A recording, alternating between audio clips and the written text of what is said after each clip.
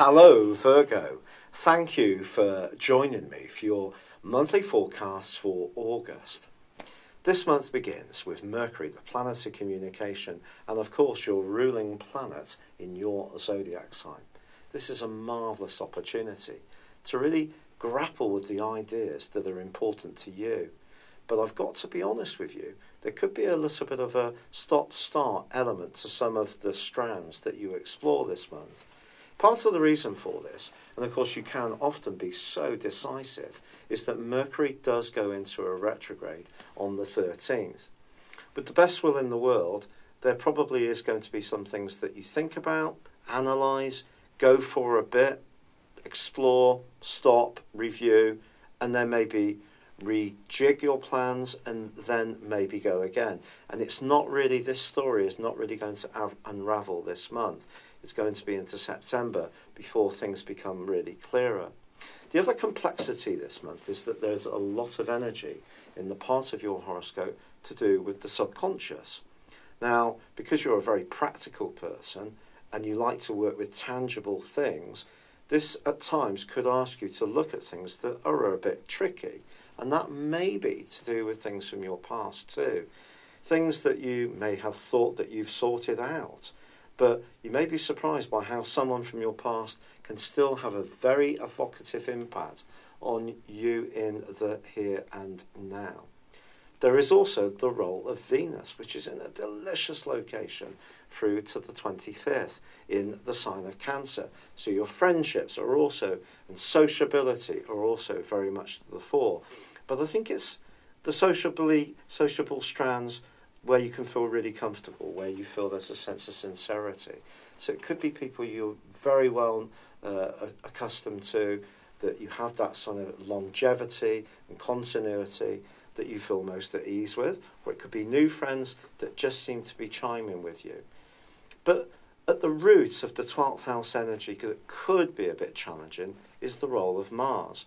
Mars, when it moves through this location, has a tendency to drag up stuff we're not aware of. So our emotions can be quite changeable.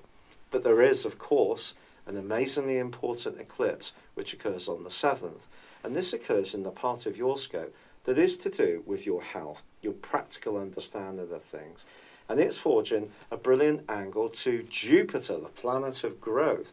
So there could be a work breakthrough in the last half of this year for you, Virgo, which requires you to be bold and to value yourself, especially if you do supply some kind of service or work in a healing or caring environment, which Virgo people often do, because Jupiter is asking you to value what you have to offer that much more. But, of course, at the other end of the lunar eclipse is the role of the Sun, which is in the 12th house. So it's possible that something could come to the open which you do find a little challenging or tricky. Should this happen, should someone confront you with a side of your nature you're not so aware of, or maybe there's something going on around you that is not entirely wholesome, that there could be some people who are not quite as straightforward as you would like, there could be hidden criticism of your performance at work, for example. It's not a time to trust people just on the basis of face value on the back of this eclipse, so right through to the end of the year. And of course the solar eclipse, which occurs on the 21st, is also in the 12th house. So it's a more challenging one, I have to be honest with you. But what can you gain from this? Well, I think it's a renewed spirituality, an understanding of your deeper, more sensitive needs, a use of your compassion for those who are less fortunate, an interest in healing. Anything to do with a physical or emotional transformation can definitely be helped by this particular eclipse. But it also merges with Uranus, the planet of surprises, which itself goes into a retrograde on the 3rd. Now, Uranus for you is in an area which is very much to do with what you share with others.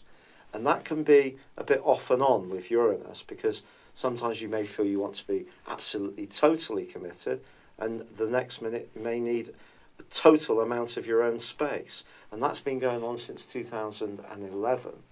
However, its link to this solar eclipse on the 21st does throw up an opportunity, and it could be research you do behind the scenes, or your ability to read the runes when it comes to trends, to really divine where things are heading, not necessarily in a spoken way, but just a sensory thing, could really create some kind of financial opportunity for you, which is really exciting. So both these eclipses can be very good for you financially if you're prepared to provide a service or tune in to the more psychological dimension of life. However, Mercury does go into that retrograde on the 13th. I can't deny that. That could be mischief making. But of course, as ever with Mercury's retrograde, all we can do is make sure that we control the things that we can influence in as an efficient way as possible. And you can be as efficient as anyone when you put your mind to it. So do make sure that you cross the T's and dot those I's. Once the sun moves into your sign on the 23rd, this is going to rejuvenate your physical vitality. It's a time for new beginnings, and that can be very exciting.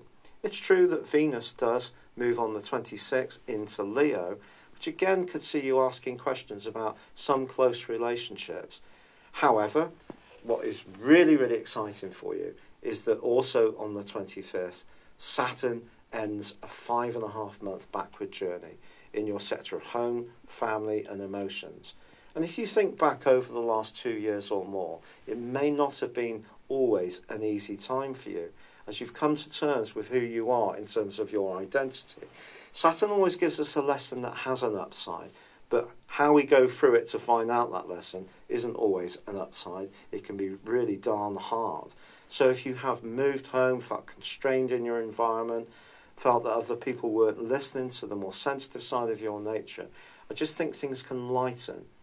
By the end of this year, Saturn is going to move out of this location. But Saturn just always throws up new challenges, and it's always about us just learning to deal with those. But as this month draws to a close, I just feel that you will feel rejuvenated. But there is a theme right through this month, and it's about sincerity. It's about you being with people you feel really at ease with. And if that means more serious, more thoughtful type of characters, then embrace that fully. It may not always at times be a completely sociable month, although Venus will help you in this regard at some levels, but I just feel that the acid test is really how comfortable you feel with whoever you are with. It's been a real pleasure being with you. Thank you for joining me. Good luck and goodbye for now. Hello, thank you so much for watching my video. I'd love you to join me at my Horoscope Ace app. You can find this at www.horoscope-ace.com. You can use it through Android, iOS, Apple or Facebook. Check out your ascendant or your moon sign or download your free birth chart.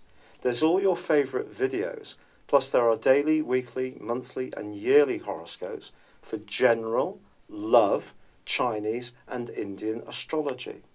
If your passion is tarot, there's my brilliant 3-card money or love tarot readings too. And it's all there at www.horoscope-ace.com. Thank you.